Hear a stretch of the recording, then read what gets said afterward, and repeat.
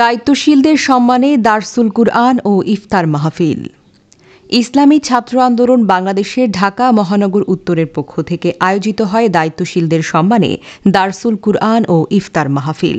১৩ March রোজ বুধবার উত্তরা ১২ নং সেক্টরে অবস্থিত ইহসানুল উম্মাহ তাহফিজ মাদ্রাসায় অনুষ্ঠিত হয় এই ইফতার মাহফিল। উক্ত মাহফিলে ইসলামী ছাত্র আন্দোলন বাংলাদেশ ঢাকা মহানগর উত্তরের নেতৃবৃন্দ ও কর্মীসহ উপস্থিত ছিলেন স্কুল কলেজ ইউনিভার্সিটির বিভিন্ন ছাত্ররা।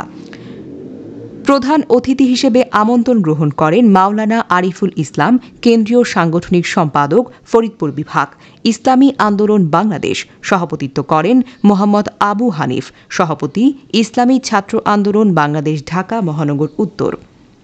উক্ত মাহফিলে ইসলামী ছাত্র আন্দোলনে বাংলাদেশকে আরও কিভাবে এগিয়ে নেওয়া যায় সেই উদ্দেশ্যকে সামনে রেখে করা হয় নানা আলোচনা। ইফতারের আগে দেশ ও দেশবাসীর সুরক্ষার জন্য করা হয় বিশেষ দোয়া।